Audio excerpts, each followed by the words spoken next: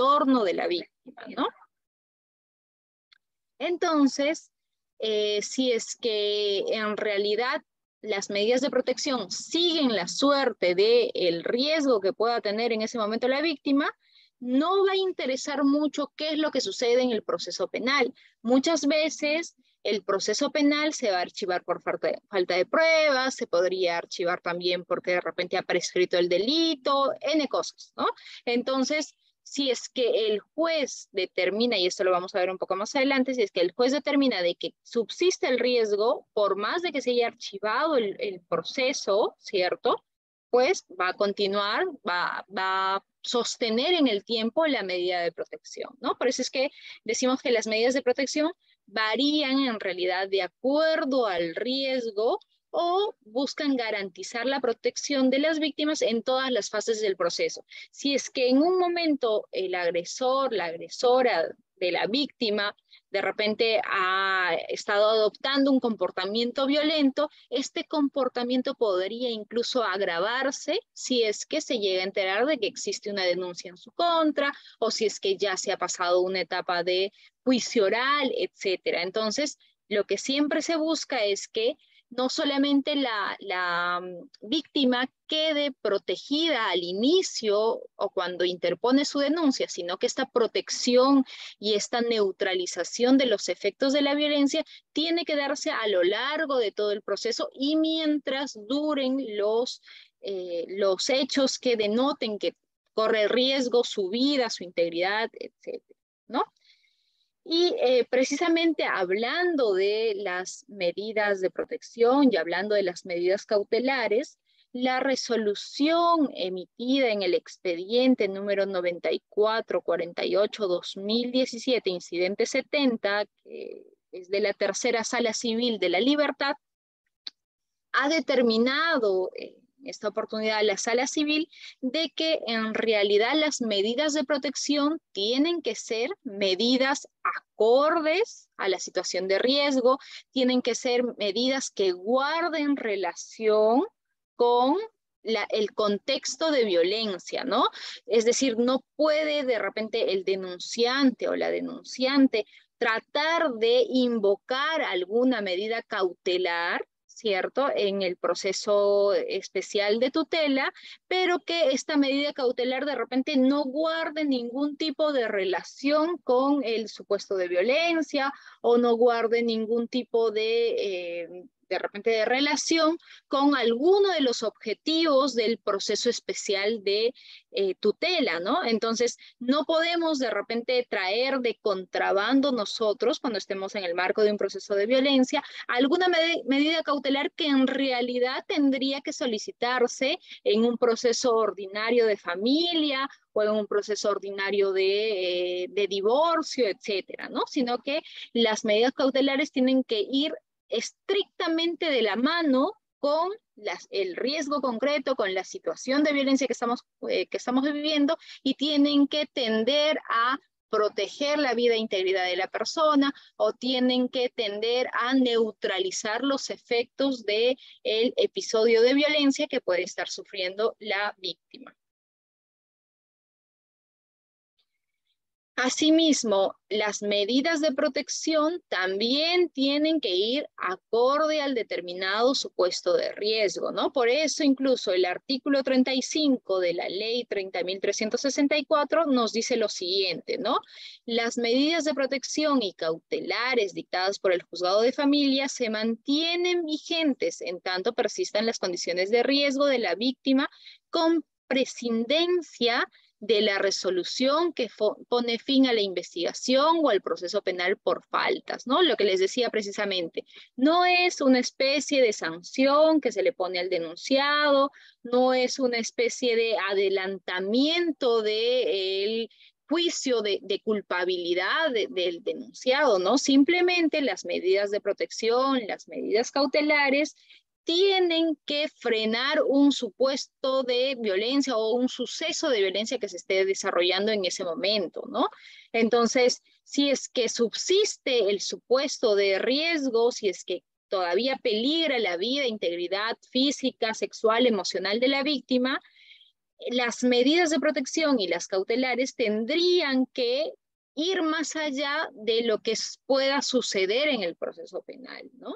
Por eso es que incluso se señala que el juzgado de familia puede sustituir, ampliar, dejar sin efecto las medidas cuando toma conocimiento de la sentencia o disposición de archivo de la investigación o el proceso penal o el proceso de faltas que originó las medidas de protección, para la cual cita a las partes a una audiencia respectiva, ¿no? Es decir, la ley no señala si es que se archiva un proceso penal, si es que se archiva una investigación, automáticamente, señor juez de familia, tiene que levantar usted las medidas de protección y cautelares que hubiese ordenado. No señala eso la ley, sino que la ley es clara al decirle al juzgado de familia de que puede ampliar las medidas, puede dejar sin efecto las medidas, puede sustituir las medidas si es que toma conocimiento de una determinada resolución que puede archivar la investigación o que puede archivar el proceso penal,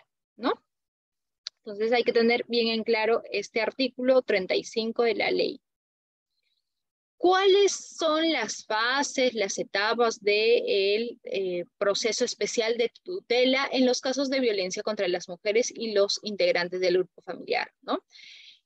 Lo primero que debemos de delimitar es que la denuncia por los casos de violencia contra la mujer o los integrantes del grupo familiar pueden interponerse ante la Policía Nacional del Perú, de repente la comisaría más cercana que está a mi domicilio. Puedo ir y tengo que interponer la denuncia, me tienen que recibir la denuncia, ¿no? O de repente yo no estoy cerca al juzgado, perdón, a la policía, pero sí estoy cerca a un juzgado de familia, o si es que no existiese juzgado de familia, podría ser un juzgado de paz letrado, ¿no? Entonces, si es que en esa jurisdicción no existiese, ¿no? Entonces puedo ir, acercarme y señalar de que tengo una denuncia por un caso de violencia que me ha sucedido ayer, hoy día o en el transcurso de la semana, etcétera, ¿no? O también podría yo ir a la fiscalía e interponer mi denuncia. Entonces, la ley nos da esa posibilidad de que la víctima pueda acudir, o alguna persona de repente que toma conocimiento del suceso pueda acudir a la Policía Nacional del Perú, puede acudir a la Fiscalía o puede acudir o concurrir al juzgado de familia o equivalente, ¿no? Si es que fuese la Fiscalía, por ejemplo, que recibe la denuncia, tiene en el plazo de 24 horas que remitir los actuados al juzgado de familia para que sea el juzgado de familia quien determine si es que se va a aplicar o no una determinada medida de protección o una medida cautelar, ¿no?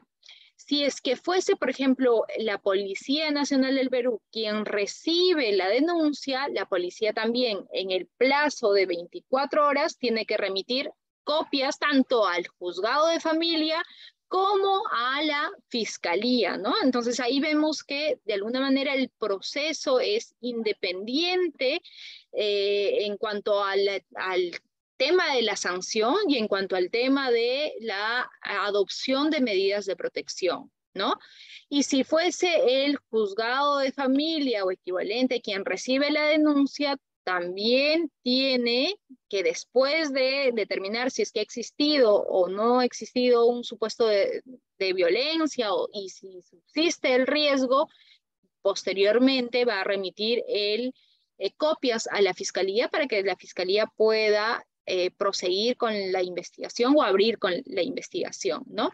Cualquiera de estas tres instituciones, sea la que reciba la denuncia, ya sea la Policía Nacional del Perú, ya sea la Fiscalía o ya sea el Juzgado de Familia, tienen la obligación de aplicar la ficha de valoración de riesgo, que lo vamos a ver un poco más adelante, ¿no?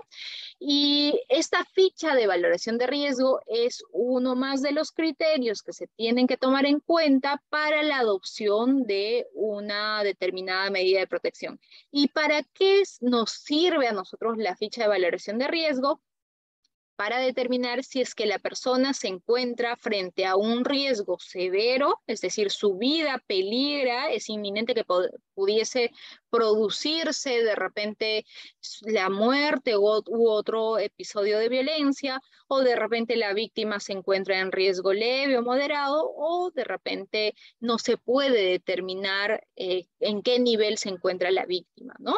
Entonces, dependiendo de si nos encontramos en un supuesto de riesgo severo, en un supuesto de riesgo leve o moderado, es que el juzgado va a llamar a audiencia en un determinado lapso de tiempo, ¿no? Por ejemplo, si es que no sé, es la Policía Nacional del Perú quien ha recibido la denuncia, en el plazo de 24 horas ha remitido el expediente al juzgado de familia y también a su vez ha remitido copias a la fiscalía, entonces podría ser que el juzgado de familia recibe el expediente, ve la ficha de valoración de riesgo, ve todo lo que la policía haya podido recabar hasta ese momento y llega a la conclusión pues de que estamos frente a un supuesto de riesgo severo, ¿no? Es decir, que puede ser que la víctima ha sido violada, podría ser por su agresor, y ha sido amenazada de muerte, ¿no? Entonces, se cumplen de repente ciertos presupuestos, que los vamos a ver más adelante, y que determina pues que en este caso de riesgo severo, es necesario que inmediatamente se aplique una medida de protección o se aplique una medida cautelar. Entonces, el juzgado en este caso tiene la obligación de dictar la medida de protección o de dictar la medida cautelar en un plazo de 24 horas, y acá ya no es necesario que se llame a alguna audiencia, ¿no? Porque se supone que estamos frente a un peligro, la vida de la víctima peligra, está en riesgo, entonces no es necesario que nosotros digamos que perdamos, entre comillas, perdamos el tiempo en cuestiones burocráticas o de notificaciones o de audiencias, sino es necesario que el juzgado actúe de manera inmediata y pues dicte las medidas de protección o las medidas cautelares que correspondan, ¿no?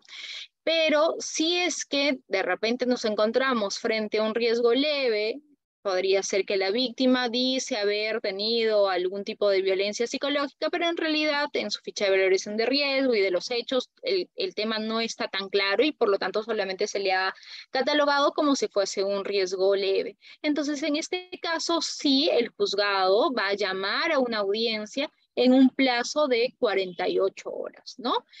Y si es que de repente no se pudo determinar el riesgo, de repente la persona puso la denuncia y se fue, ya no quiso pasar por la ficha de valoración de riesgo, no quiso dar mayores detalles de su denuncia, etcétera.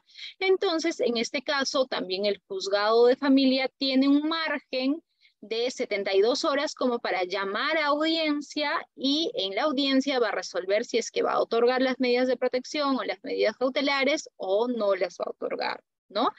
Ojo acá, porque la audiencia, y así lo determina la propia norma, es una audiencia de carácter inaplazable. No es que yo denunciado puedo señalar, no sé, pues que me he enfermado el estómago y presento un certificado médico y solicito al juzgado de que se postergue la audiencia. No, como estamos frente a un suceso que podría desencadenar la muerte de la denunciante o de la víctima, o que se vuelva a producir un episodio de violencia, entonces es necesario que el Estado actúe, ¿no?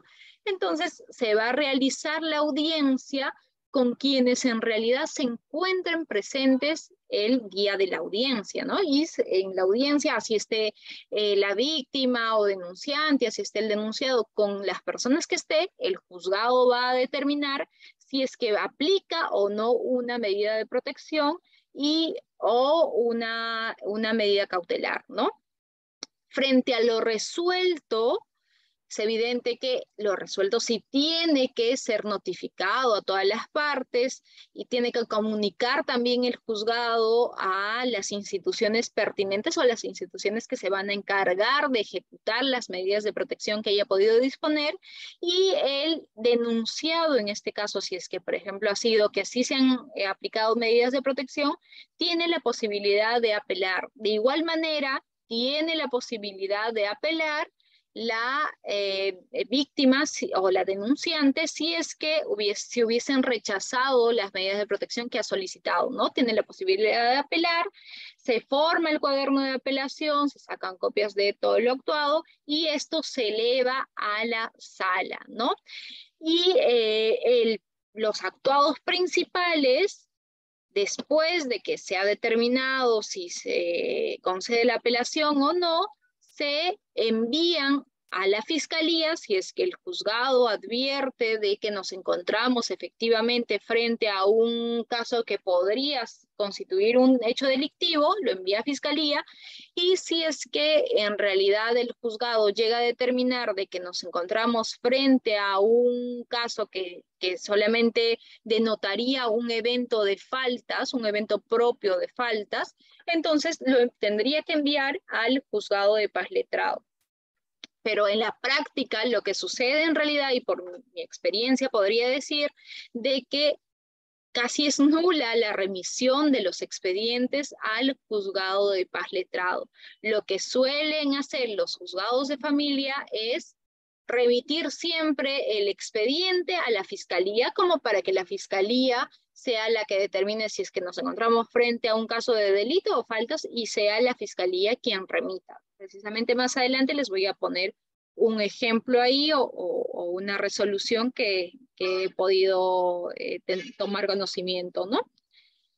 Ahora bien, ¿cuáles son los requisitos para que una persona interponga una denuncia por actos que podrían constituir algún episodio de violencia contra la mujer o los integrantes del grupo familiar, ¿no? La violencia en sus diversas manifestaciones o tipologías. Violencia física, violencia psicológica, violencia sexual, etcétera, o incluso también violencia patrimonial.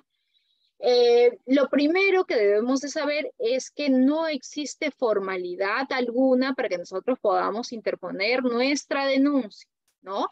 Podríamos hacerlo de manera escrita, yo redacto la denuncia en la computadora, la redacto a mano, etcétera, y la presento en la fiscalía, en la policía o en el juzgado, ¿no? O de repente, si no tengo posibilidad de redactar mi denuncia, podría acudir, explicar cuál es la denuncia y la policía o la fiscalía van a levantar un acta con lo que yo estoy diciendo y al final me van a hacer firmar, ¿no? Ojo acá, porque tampoco es necesario o es imprescindible que sea la propia víctima quien interponga la denuncia. Debemos de recordar de que los casos de violencia contra la mujer, sobre todo, son situaciones o fenómenos que se producen de manera cíclica. ¿Qué quiere decir de manera cíclica? Que la víctima puede estar en un periodo de violencia con su pareja, en la que suceden episodios de maltrato psicológico, maltrato físico, etcétera, y después podrían estar en una fase o etapa de llamada luna de miel, o donde todo es paz, armonía, amor, donde se han disculpado y la víctima considera pues de que es la última vez, de que su esposo va a cambiar o su pareja va a cambiar, etcétera, ¿no? Entonces, como este fenómeno es cíclico, que pasa de una etapa a otra y viceversa, entonces puede ser cualquier persona que pueda acudir a interponer la denuncia por un supuesto de violencia contra la mujer y los integrantes del grupo familiar, ¿no? E incluso están como que en la obligación de interponer la denuncia respectiva el defensor del pueblo y los profesionales de la salud y educación cuando tomen conocimiento de algún supuesto de violencia contra la mujer y los integrantes del grupo familiar en el marco de sus competencias, ¿no? Por ejemplo, si es que soy un personal de salud, una obstetra, que estoy realizando los controles de una paciente y me percato de que esta paciente ha sido golpeada por alguien, presenta moretones en todo el cuerpo, presenta de repente el ojo totalmente inflamado, etcétera. Entonces yo, personal de salud, estoy en la obligación de reportar a las autoridades de que existe un caso que supone un episodio de violencia contra la mujer, ¿no? Si yo, por ejemplo, soy docente y tomo conocimiento por X motivos de que uno de los alumnos de mi clase ha sido violentado sexualmente por algún miembro de su familia, también estoy en la obligación de interponer la denuncia respectiva, ¿no? Como ya dijimos, no se requiere, si es que lo presentamos por escrito, alguna firma de abogado, tasa u otra formalidad. Ojo acá porque sí he visto, también he escuchado muchas veces de que cuando una mujer se presenta en una comisaría y quiere interponer algún tipo de denuncia, a veces se le pone ciertas trabas, ¿no? Por ejemplo, se le dice, tiene que venir con su abogado, o tiene que traer su escrito, o tiene que presentar abogado para interponer la denuncia. Entonces, nosotros podríamos en ese supuesto interponer nuestra queja, ¿cierto? Pedir algún libro de reclamaciones que debe de haber, o señalar de que podemos acudir nosotros a la inspectoría a quejarnos por algún tipo de incumplimiento de las funciones del policía de quien no nos quiere recibir la denuncia, ¿no? Tampoco se exige para interponer la denuncia que llevemos resultados de exámenes físicos, psicológicos, o que llevemos algún tipo de huella visible de violencia, o que llevemos algún tipo de pericia. No podría ser que nosotros vamos a interponer nuestra denuncia a la policía y el policía no nos puede decir, pero no se le ve ningún tipo de huella de la lesión física que dice sufrir, dónde está, a ver, muestra. No se permite eso, ¿no? Para eso está el médico legista, quien podrá determinar si es que ha existido o no una lesión corporal en la víctima. O también podría estar el psicólogo, perito psicólogo, quien podría también determinar si es que ha existido algún tipo de daño psíquico, ¿no? En el ámbito psicológico o psíquico. Ahora bien, ¿cuáles son las competencias que tienen las autoridades en estos procesos de violencia contra la mujer y los integrantes del grupo familiar? En este ámbito que estamos viendo en concreto, que es un ámbito especial de tutela, o donde se apliquen las medidas de protección y medidas cautelares que guardasen relación con el riesgo, ¿no? Primero, la Policía Nacional del Perú es el órgano competente quien podría recibir la denuncia, ¿cierto? Aunque también la denuncia, como hemos dicho, puede ser interpuesta ante la fiscalía o ante el juzgado de familia o equivalente, ¿no?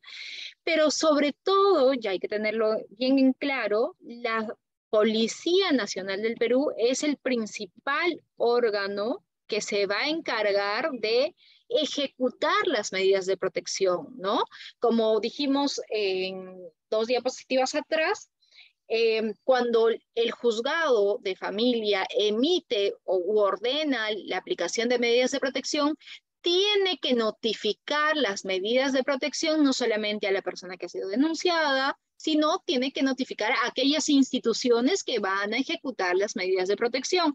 Una de estas instituciones es la Policía Nacional del Perú. Notifica a la policía, que evidentemente tendría que ser la policía de el distrito donde resida la víctima, y le dice policía, sección de familia, ¿no? O podría haber una sección de violencia o especializados en casos de violencia contra la mujer y los integrantes del grupo familiar.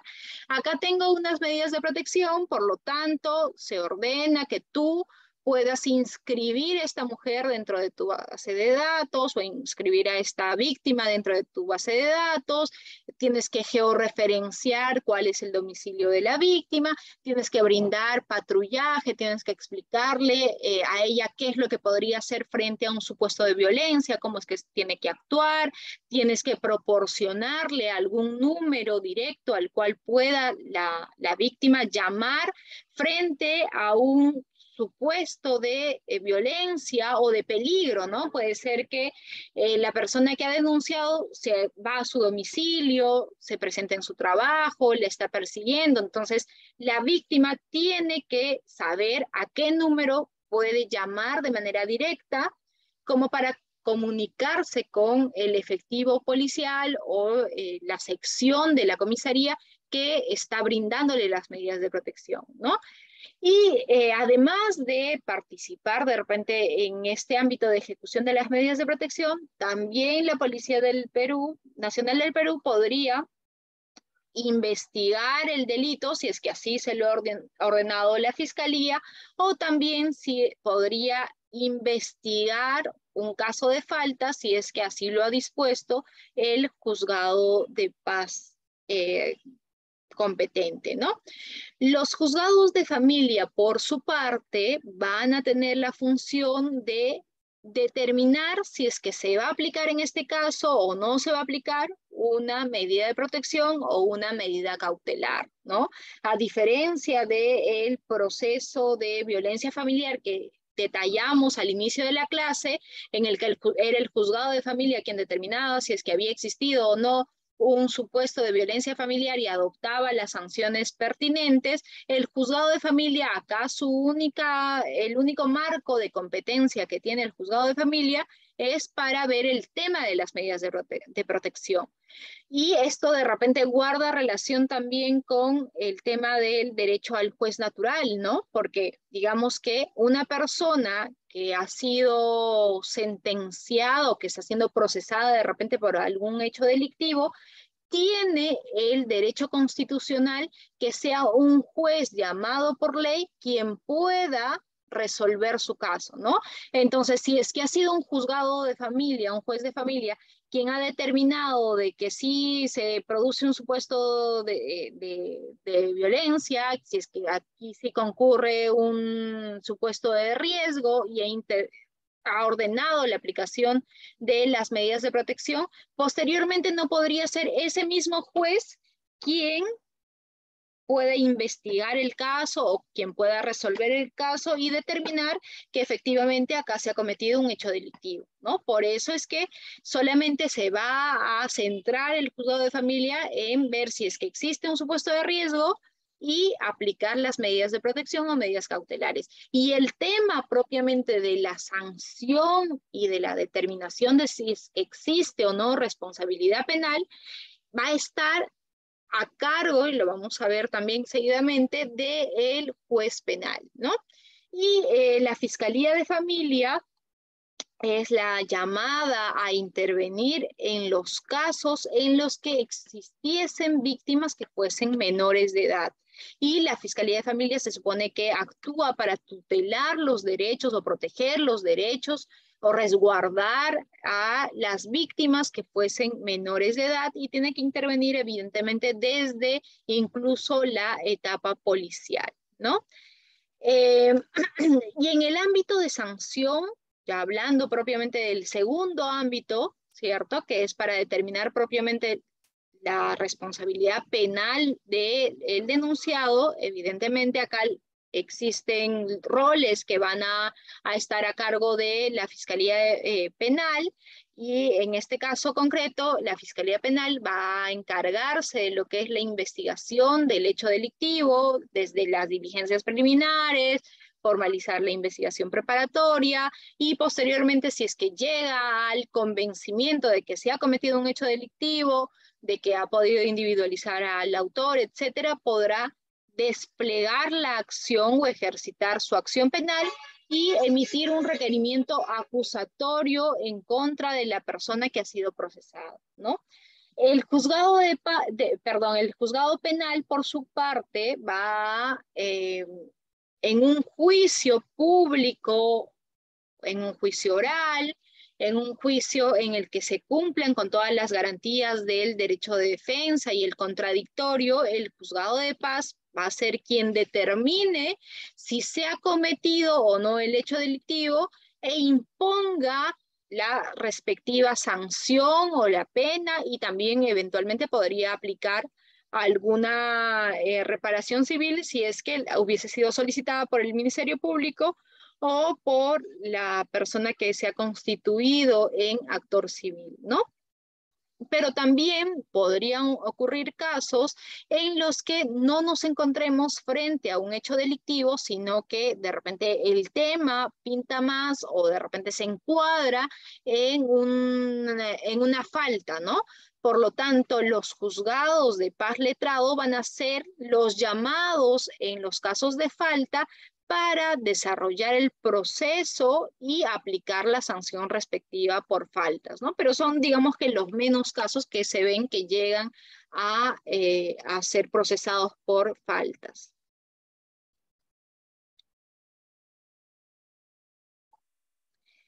Hasta acá, ¿tenemos alguna pregunta para hacer un corte o si no, continuamos? A ver, hasta acá, ¿alguna pregunta?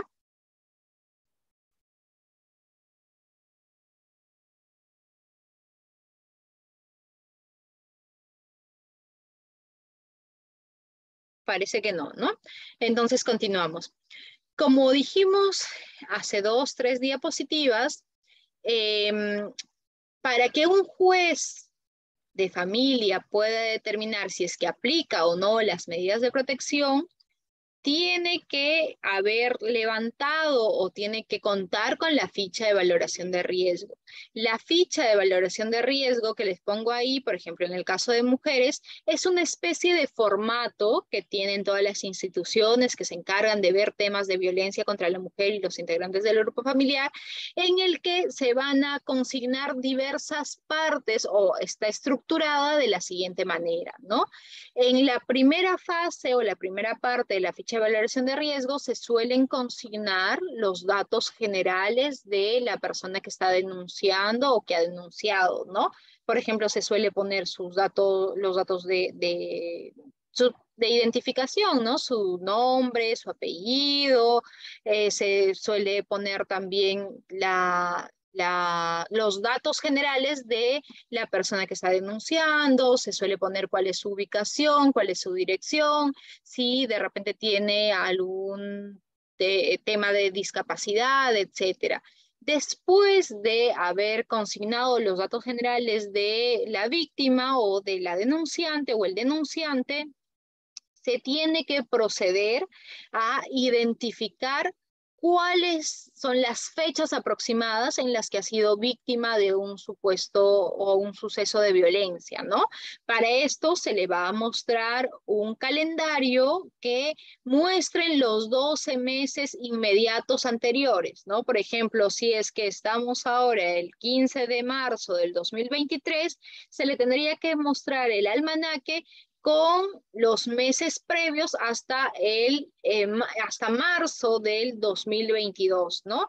Y se le muestra para que la persona más o menos identifique cuál ha sido el mes o la fecha en la que ha sufrido un episodio de violencia física, psicológica, sexual, etcétera. Después de que ha identificado las fechas aproximadas, se pasa a identificar o indicar cuál ha sido el nivel de agresión que ha podido sufrir, ¿no? El nivel 1, por ejemplo, está reservado para sucesos que no son tan graves, ¿no? Por ejemplo, como cachetadas, empujones, jalones de pelo y otro tipo de lesiones que no causan un dolor prolongado. No son tan graves, digo, respecto de este mismo esquema que han aplicado en la ficha de valoración de riesgo, ¿no? Pero podría ser que ya el caso de violencia ha ido en escala, ¿no? Podría ser que nos encontremos frente a un segundo nivel o un nivel 2, en la que ya se le han propinado a la víctima puñetazos, patadas, ya ha presentado moretones o ha presentado un dolor prolongado, ¿no? O podríamos estar frente a un nivel 3, en el que se le han dado golpes muy fuertes, ha presentado quemaduras, ha presentado huesos rotos, etcétera, o un nivel 4 en el que se le ha amenazado de usar un arma, se le ha lesionado en la cabeza, se le ha producido lesiones internas o se le han producido lesiones permanentes, y finalmente podría haber un nivel de violencia de grado 5 en el que ya la persona ha usado armas, se le ha causado heridas por armas, ya sea por cuchillos, pistolas, revólveres, etcétera, ¿no? Entonces se identifica cuál es el nivel de agresión que ha sufrido la víctima o la persona que está denunciando. Seguidamente se pasa a hacerle una serie de preguntas, y esas preguntas van a tener una determinada puntuación para sacar si es que nos encontramos frente a un nivel de riesgo leve, moderado, severo 1 o severo 2, ¿no? Por ejemplo, se le podría preguntar si es que la persona tiene un arma o podría conseguir algún arma con facilidad. Si es que la víctima contesta de que sí tiene un arma, entonces se le asigna una puntuación de 5 de acuerdo al mismo esquema que plantea la ficha de valoración de riesgo, ¿no? Si es que después se le pregunta, por ejemplo, si la ha amenazado con matarla y señala que sí, le damos una puntuación de 3, y así sucesivamente hasta que al final se suman todos los valores que se hayan podido obtener, y vamos a ver si es que nos encontramos frente a un nivel de riesgo leve que va desde 0 a 7 puntos, o si es que nos encontramos frente a un nivel de riesgo moderado o un riesgo en aumento, que también se le suele denominar, y esto va a tener una puntuación del esquema entre 8 a 13 puntos, ¿no? O podría tratarse de repente de un caso de riesgo severo 1, donde la puntuación es de 14 a 17, o un riesgo severo o severo extremo, que la puntuación ya es de 18 a 37, ¿no? Entonces, esta ficha de valoración de riesgo nos sirve de alguna manera, si es que nosotros somos operadores de justicia, para determinar cuál es el nivel de riesgo, y dependiendo de eso, si es que nos encontramos frente a un riesgo severo extremo, evidentemente todas las alarmas se tienen que prender, y el juzgado, todos los operadores de justicia tendrían que actuar de manera más célere, porque la vida e integridad de esta persona están corriendo peligro latente o están corriendo peligro extremo, ¿no? Que podría desencadenarse en la muerte de la persona, de la víctima, o en lesiones mucho más prolongadas o lesiones mucho más fuertes, ¿no? Pero esto de la ficha de valoración de riesgo, digamos que es uno más de los criterios que nosotros tendríamos que tener en cuenta al momento de adoptar o dictar las medidas de protección. No es la única o el único criterio, no basta con aplicar la ficha de valoración de riesgo. ¿Por qué? Porque podría ser el caso, y ha existido muchos casos en los que existen pues mujeres de repente que quieren usar esto lamentablemente, ¿no? Decimos, y en perjuicio de la inmensa mayoría que cuando va y solicita medidas de protección es que efectivamente necesitan medidas de protección, pero también han habido mujeres en las que llenan las medidas de protección o llenan el cuestionario o responden las preguntas, siempre tratando de que la ficha de valoración de riesgo arroje un resultado que en realidad no se corresponde con la realidad, ¿no? Que arroje un resultado de riesgo severo extremo, ¿no? Con lo que buscan de repente que se apliquen medidas de protección, pero en perjuicio de la otra persona, y de repente con otro tipo de finalidades que podrían ser, o por lo general son finalidades económicas, por ejemplo, para quedarse con algún bien, o son otro tipo de finalidades como podría ser quedarse con los hijos si están en un proceso de separación, etcétera. Entonces, por eso es que la ficha de valoración de riesgo es uno más de los criterios que se tiene que tomar en cuenta al momento de dictar las medidas de protección o las medidas cautelares. ¿Cuáles son los otros criterios que tiene que adoptar o tomar en cuenta el juez? Es la existencia de antecedentes policiales o sentencias, ¿no? Y evidentemente los delitos por los que se le haya procesado o sentenciado a esta persona tienen que denotar que la persona tiene o es proclive a ciertos niveles de actividad, ¿no? Podría ser, por ejemplo, que se le ha sancionado por lesiones dolosas respecto de su expareja, ¿no? Entonces, esto evidentemente denota cierta peligrosidad en el denunciado, ¿no? Pero si, por ejemplo, nos encontramos frente a una sentencia de conducción en estado de ebriedad, eso, por el contrario, yo creo que no denotaría que la persona es peligrosa, ¿no? Entonces no podríamos tomar como un punto en contra del denunciado o la denunciada, ¿no? También podría ser la relación que tiene la víctima y la persona denunciada, ¿no? De repente si es que viven juntos, es una relación de dependencia, de repente la víctima es una persona que tiene algún tipo de discapacidad y por lo tanto depende económicamente, físicamente, personalmente del agresor, etcétera. También hay que tomar en cuenta la diferencia de edad que podría tener el agresor o agresora respecto de la víctima. O si es que la víctima presenta algún tipo de discapacidad, también tenemos que advertir cuál es la situación económica y social de la víctima, porque evidentemente no va a ser igual el nivel de riesgo de una persona, por ejemplo, pongámonos en el caso de una mujer que trabaja, que tiene una vida, una solvencia económica, que de repente ni siquiera vive con el agresor, sino tiene su propia casa o tiene su propio hogar, etcétera. Entonces, en este supuesto, el nivel de violencia no va a ser el mismo que de aquella persona que sí vive con el agresor, que todos los días ve al agresor, que de repente su vida peligra por el mismo hecho de que está al lado del agresor, ¿no?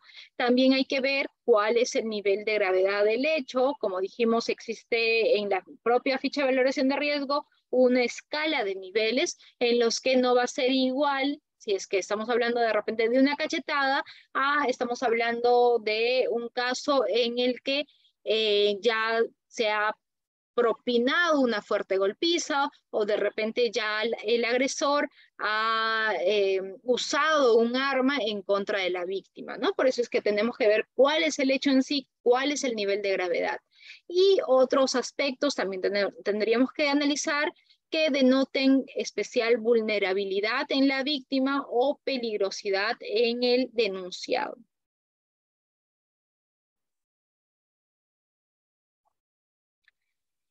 Pregunta para ustedes, y a ver, así abrimos un poco el debate, la conversación.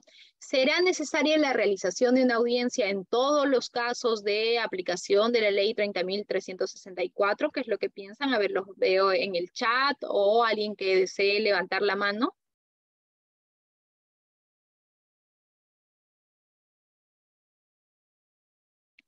Acá hay una pregunta muy interesante, ¿no? Nos dicen, doctora, una consulta, ¿cuál sería el llenado de la ficha de valoración de riesgo en caso de víctima de violencia familiar, sea varón?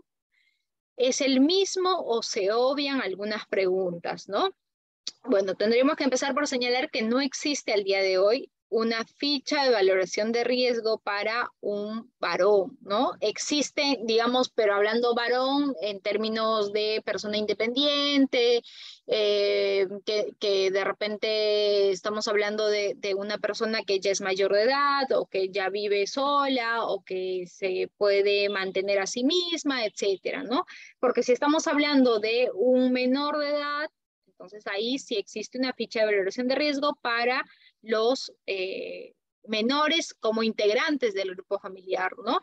Pero sí he visto que excepcionalmente en algún caso he visto que suelen aplicar esta ficha de valoración de riesgo de los integrantes del grupo familiar como para una persona de sexo masculino, ¿no?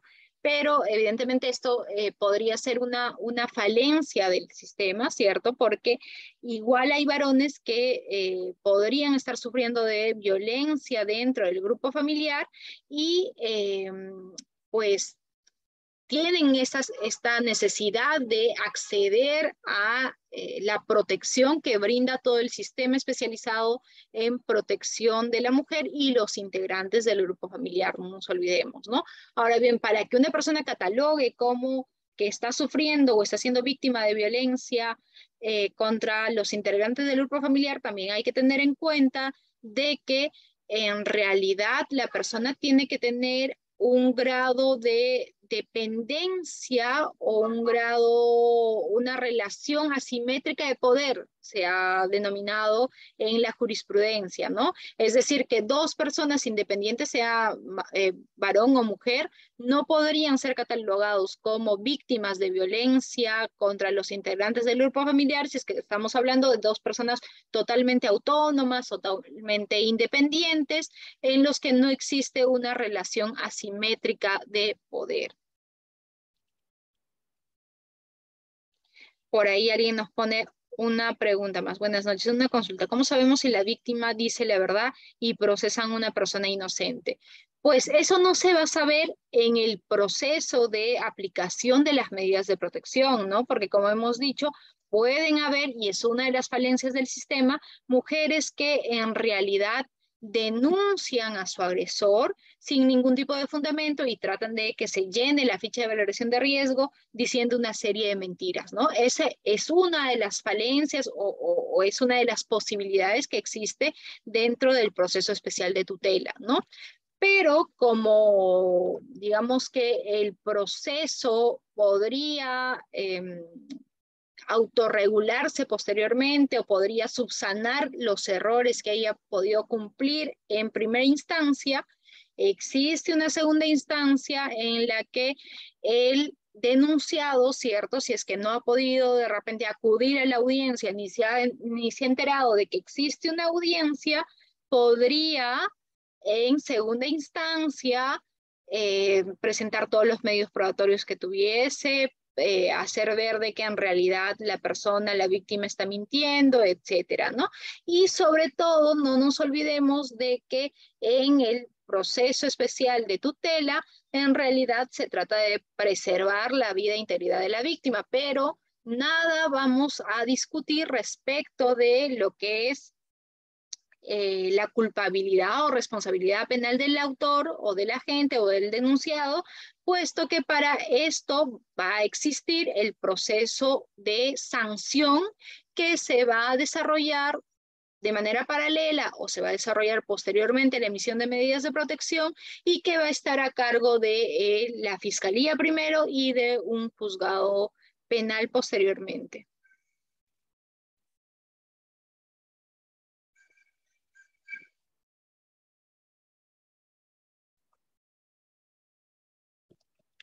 Por acá me ponen, doctora, para el caso de varones sin ficha de valoración de riesgo, ¿también el juzgado dicta medidas de protección? Pues como le hemos dicho, si se trata de un varón, tendría que calificar como que es una víctima de violencia contra los integrantes del grupo familiar. Y para que exista un caso de violencia contra los integrantes del grupo familiar, se tiene que determinar que nos encontramos frente a una relación asimétrica de poder, ¿no?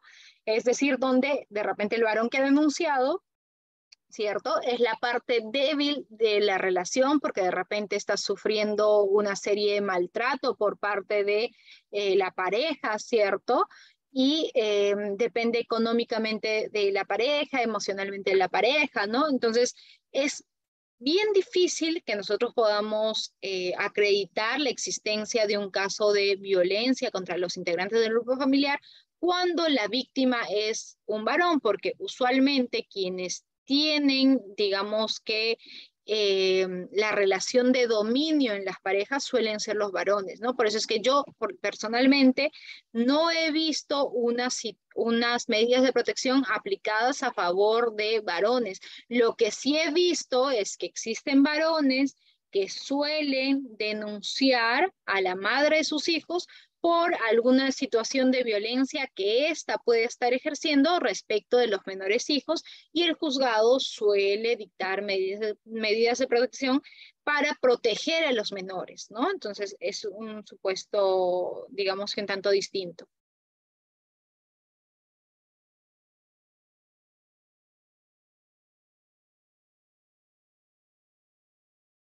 A ver, por acá nos pregunta la doctora. ¿Qué hace el Estado a través de sus operadores para evitar ello con respecto a las mentiras de las personas que dicen las supuestas víctimas? ¿Qué pasa cuando se le cree siempre más a la mujer que a los varones? Soy abogada y he tenido que asumir muchas personas que han sido acusadas de actos que no cometieron por sus propias parejas, ¿no? Bueno, como lo hemos dicho, el tema de las medidas de protección no evalúa la culpabilidad, es decir, que pues, es una de las falencias, digamos, que tiene el sistema de que la víctima pueda estar mintiendo, ¿no? Pero frente a creerle a la víctima en el caso de las medidas de protección o no actuar pensando que la víctima está mintiendo, siempre lo que se va a preferir es que el Estado actúe y evite algún tipo de asesinato, feminicidio, algún tipo de lesiones, ¿no? Porque finalmente en esta etapa no se está discutiendo si es que el agente es culpable o no es culpable, porque para ello va a existir una etapa posterior que siempre se va a dar en todos los casos, ¿no? Porque, digamos, el proceso penal no sigue la suerte o no sigue, digamos que, la pauta de las medidas de protección. Puede que en el caso especial de tutela no se apliquen medidas de protección. Por ejemplo, puede ser el caso de que el juzgado de familia determine que en este caso no hay ningún riesgo, ¿no? Y por lo tanto, como no hay riesgo, yo no ordeno que no se va a aplicar ninguna medida de protección, ¿no? Entonces, este caso, así se haya dispuesto que no hay medidas de protección, igual va a pasar a la fiscalía, igual se va a abrir la investigación, igual tiene el fiscal que determinar si es que se ha cometido un hecho delictivo o no se ha cometido un hecho delictivo, ¿no? Entonces, no es que si es que aplica medidas de protección ya es culpable, ya va a ser investigado. No, así se apliquen o no se apliquen, siempre va a existir un proceso de investigación, ¿no? Y si es que la persona no ha cometido el hecho delictivo, pues tiene toda la... Eh, tiene todas las de ganar en la investigación, ¿no? Tendría el fiscal que archivar el caso y el tema quedaría ahí, ¿no?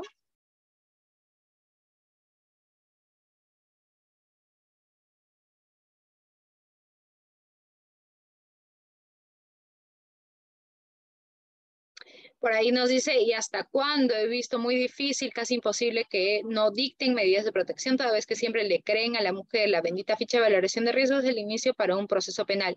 No, porque como lo dijimos, la ficha de valoración de riesgo en realidad se usa solamente para ver si es que hay un riesgo y por lo tanto aplicar la medida de protección, ¿no?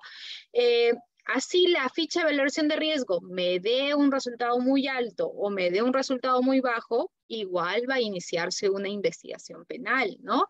Y, eh, y la ficha de valoración de riesgo, ¿qué incidencia, qué peso tiene en el proceso penal? Cero, ¿no? Cero, ¿por qué? Porque la fiscalía tiene que mandar a la víctima a médico legista y recién con una evaluación del médico legista se va a poder determinar si es que nos encontramos frente a un caso de lesiones graves, si es que nos encontramos frente a un caso de lesiones leves, si es que nos encontramos de repente frente a un caso de violencia sexual en sus diversas manifestaciones, como podría ser violación sexual, etcétera, ¿no? Entonces, la ficha de valoración de riesgo en realidad no implica el inicio ni la sanción del caso en la vía penal, ¿no?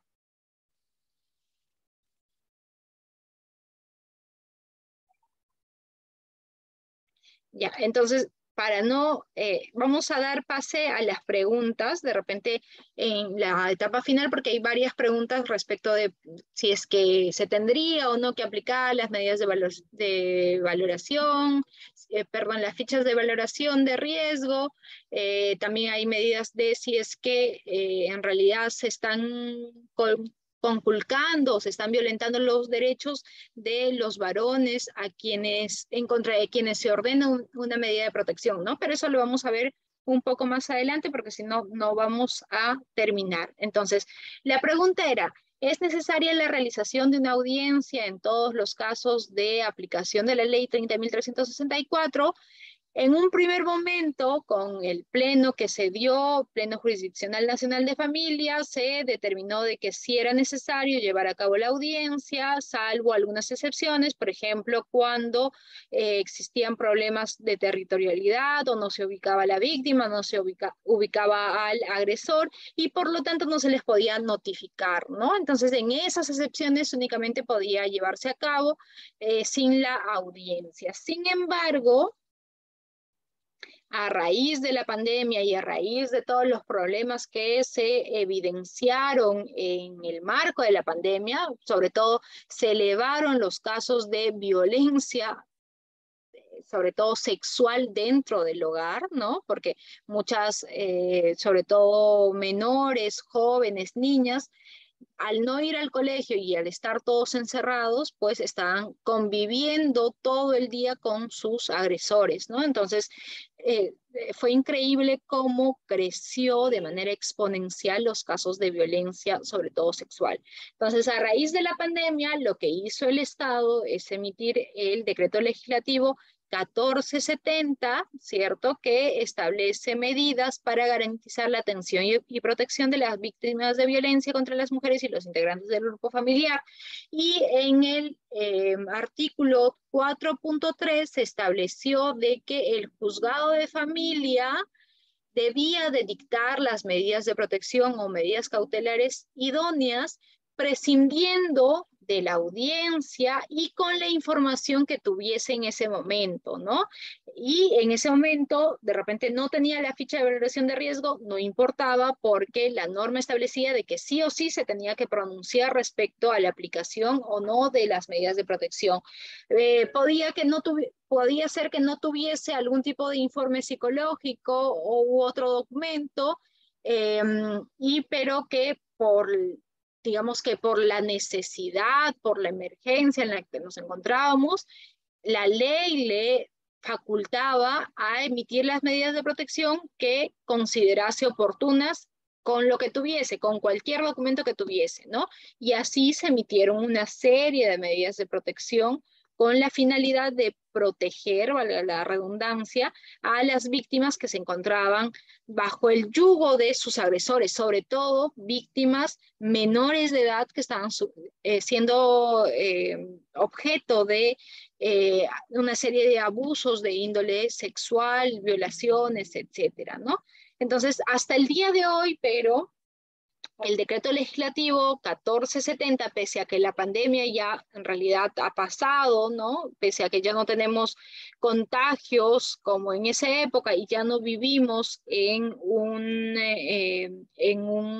estado de emergencia sanitaria ni emergencia nacional que nos impida el desplazamiento como en los primeros meses de la pandemia, todavía continúa vigente el decreto legislativo. Ahora, no se está aplicando, ¿no? Ciertamente, los juzgados están siguiendo el orden que habíamos visto nosotros anteriormente de aplicar la ficha de valoración de riesgo y dependiendo de si se trataba de un riesgo severo, leve o moderado, llamar a audiencia o aplicar directamente la medida de protección, ¿no? Pero es necesario que nosotros tengamos presente esta norma, el decreto legislativo 1470, porque podría ser el caso de que en alguno de los casos que llevemos, de los procesos que llevemos, algún juez invoque este decreto legislativo y quiera aplicar las medidas de protección con todos los documentos que tenga disponibles en ese momento, porque lo que se supone o lo que trata de hacer el Estado es actuar de manera pronta, de manera oportuna y evitar cualquier tipo de situación de mayor peligro o de mayor exposición de la víctima.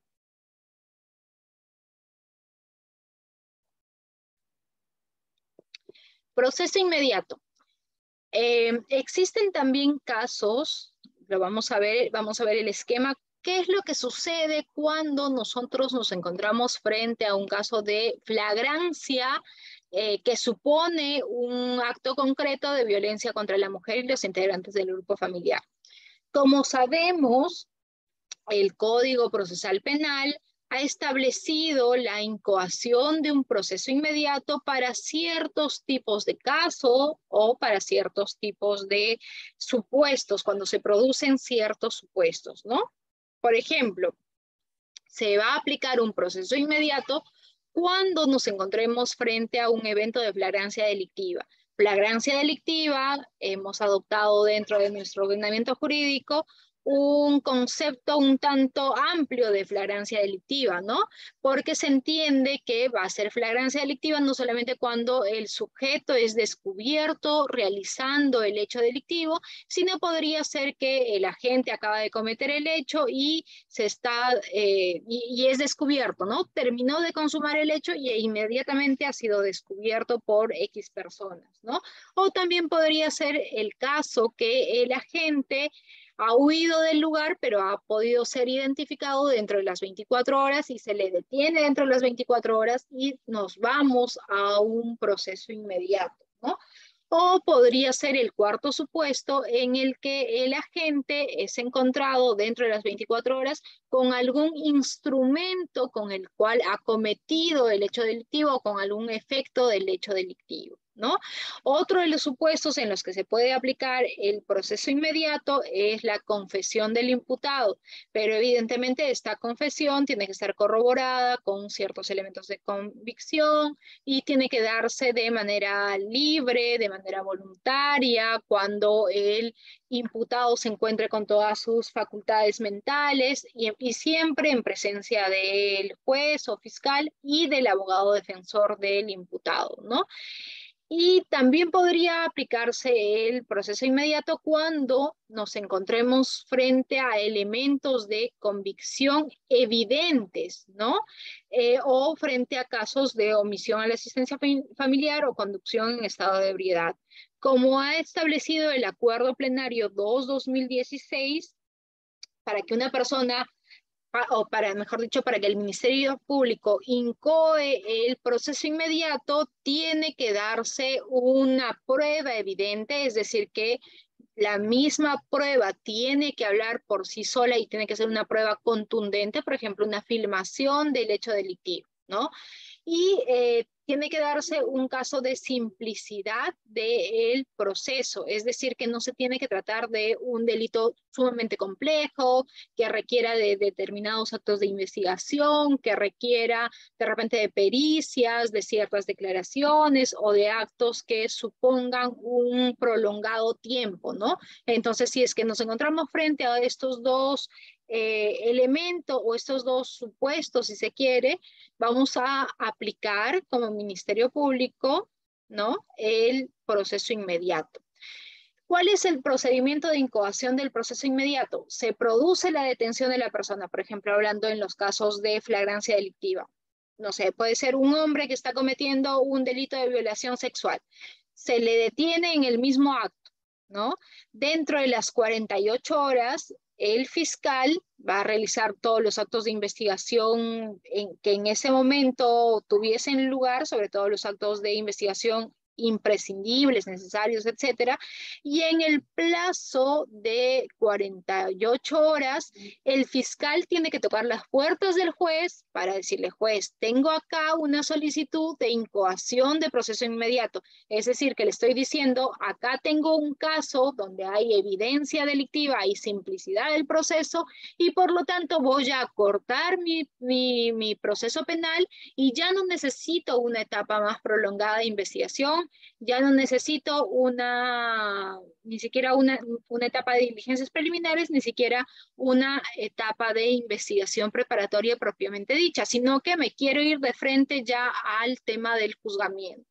Entonces, en el plazo de 48 horas se va a realizar la audiencia de proceso inmediato. Ahí el juez va a determinar si es que es procedente la incoación del proceso inmediato, es decir, que si es que se cumplen o no los presupuestos para irse a un proceso ya de frente a una etapa de juzgamiento, ¿no? También se podrían discutir si es que se van a aplicar ciertos criterios de oportunidad, si hubiesen lugar, evidentemente, ¿no? O determinación anticipada, y podrían también discutirse los temas de procedencia de una medida cautelar, ¿no? Si se declara procedente el proceso inmediato, el fiscal tiene un plazo de 24 horas para que emita su acusación. Emite acusación, lo presenta en un plazo de 24 horas y el juzgado que vio el proceso inmediato envía todo el expediente a un juzgado penal, ¿no? Y el juzgado penal va a hacer todo en uno, como en una primera etapa, como una especie de etapa intermedia, de control de la acusación, etcétera, y en acto seguido, ese mismo día, podría ser que se actúen las pruebas necesarias para ver si es que se determina la comisión del hecho delictivo y se aplica una sanción, ¿no? Entonces, este proceso, lo que se intenta hacer es recortar las etapas porque se supone que el fiscal tiene un caso evidente que tiene pruebas contundentes que no requieren de una investigación más prolongada en el tiempo, ¿no? ¿Y qué es lo que pasa cuando nos encontramos en los casos de violencia familiar? Se tienen que cumplir las etapas que hemos visto, pero existen ciertas particularidades. Por ejemplo, si es que nos encontramos frente a un hecho delictivo en flagrancia que suponga violencia contra la mujer, porque de repente se trata de un caso en el que se le ha golpeado a una mujer, ¿no? Entonces, en ese momento, la policía tiene que detener al agresor, tiene que comunicar al juzgado de familia para el tema de las medidas de protección y tiene que también comunicar a la fiscalía, ¿no? La fiscalía, en el caso de incoar el proceso inmediato, ¿cierto? Porque estamos frente a un hecho en flagrancia, tiene que solicitar, como dijimos, en el plazo de 24 horas al juzgado competente la incoación del proceso inmediato. Pero si nos encontrásemos frente a un caso que denota un riesgo severo, que ha sido de repente amenazada de muerte la víctima, entonces en ese mismo proceso de incoación del proceso inmediato, en esa misma audiencia de incoación de proceso inmediato, el fiscal o la fiscal tiene que solicitar la aplicación de medidas de protección. El juez en esta audiencia, como dijimos, tiene que resolver si es procedente o no la incoación del proceso inmediato, si es que se aplicase algún principio de oportunidad, etcétera, pero en este caso evidentemente no va a haber principio de oportunidad. Y como estamos frente a un riesgo severo, también tiene que pronunciarse por las medidas de protección, ¿no? Y si se pronuncia a favor de las medidas de protección, tiene que remitir copias al juzgado de familia para que el juzgado de familia, que es el órgano llamado por ley, el órgano competente, el órgano especializado, tiene que ver si es que ratifica las medidas de protección, si es que amplía las medidas de protección, si es que varía las medidas de protección, ¿no? Entonces, lo importante acá es que se actúa de manera célere, la fiscalía no pierde tiempo, digamos que para que el propio juzgado se encargue del tema de las medidas de protección, sino la solicita directamente al juzgado penal, y el juzgado penal puede pronunciarse en la audiencia de proceso inmediato respecto de una determinada medida de protección que después tiene que ser convalidada, ratificada o ampliada por el juzgado de familia.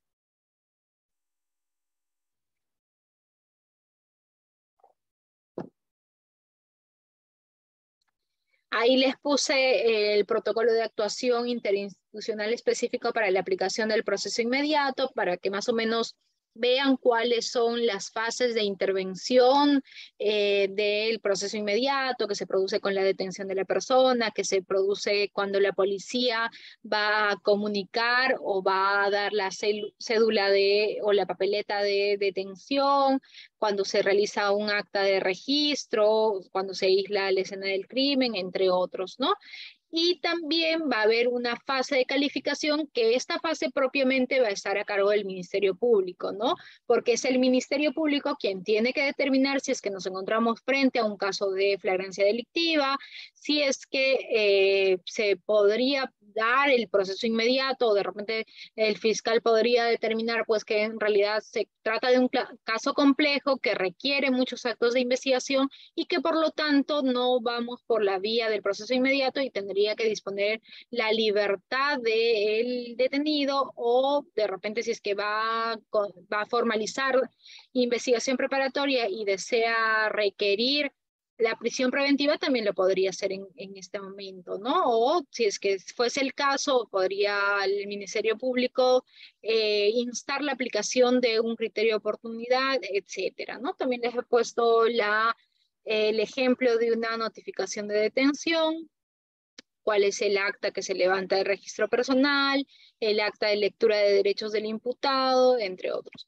Ahora, vamos al tema de faltas, ¿no? Como dijimos, podría ser el caso de que una determinada denuncia en realidad reviste las características de una falta, no de un delito. Entonces, en este caso, si es que se han discutido ya las medidas de protección en el juzgado de familia, y el juzgado de familia podría ser que ha decidido no otorgar ninguna medida de protección. Tiene que evaluar el caso, ver si es que nos encontramos frente a un posible hecho delictivo o si es que nos encontramos frente a una falta. Si es que se tratase de una falta, el propio juzgado tendría que derivarlo al juez de paz letrado. Pero como hemos dicho, eso casi no suele ocurrir, ¿no?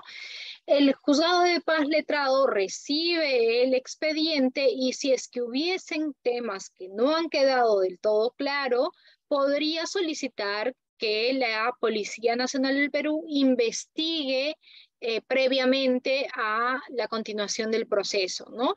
Y la policía emite un informe que vuelve al juzgado de paz letrado y ya con el informe podría emitir el juzgado un auto de citación a juicio, ¿no? En el auto de citación a juicio, por lo general, en los casos que no son violencia familiar, podría haber una etapa de conciliación y acuerdo reparatorio, pero como nos encontramos frente a casos que son, que denotan violencia contra la mujer y los integrantes del grupo familiar, en realidad no tendría que haber una audiencia de conciliación, sino sería una audiencia común y corriente donde se actúan las pruebas y finalmente se emite una sentencia.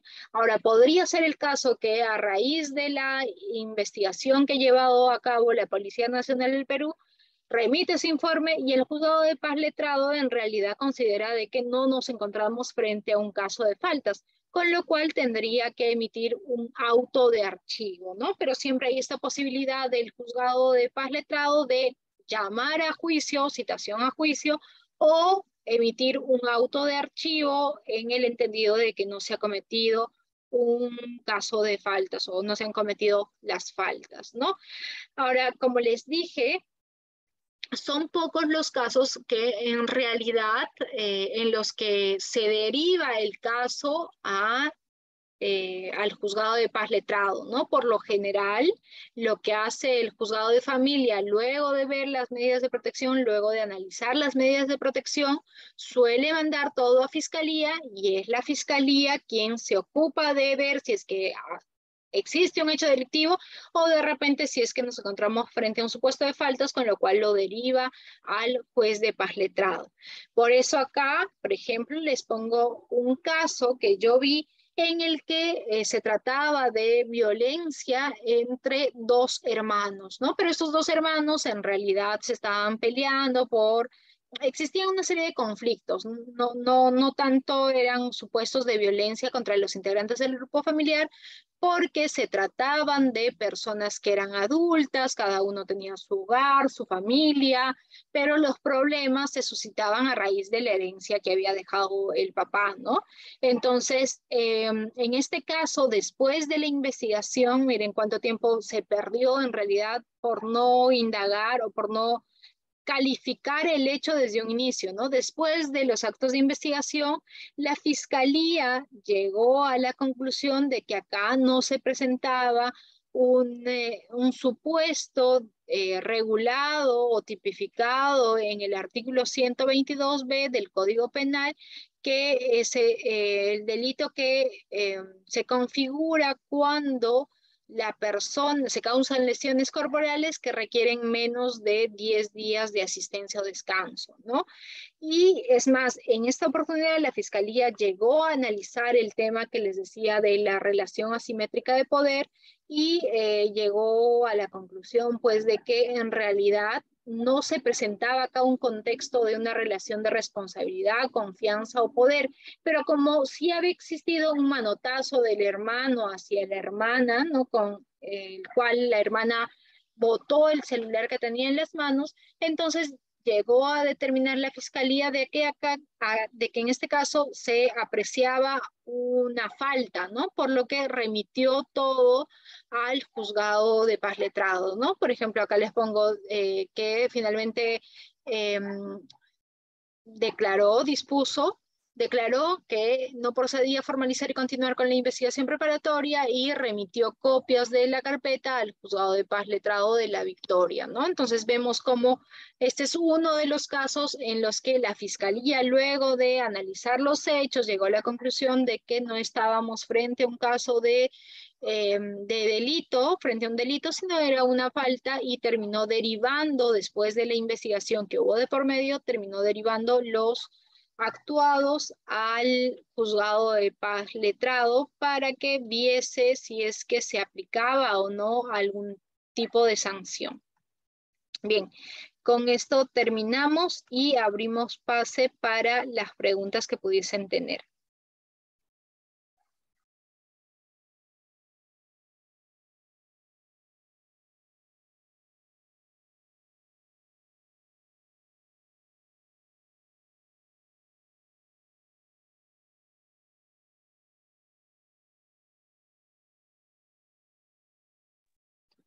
Creo que por acá hay algunas preguntas que me han dejado por el chat. A ver, las voy a ir leyendo mientras alguien de repente quisiera participar, ¿no? A ver, por acá dice,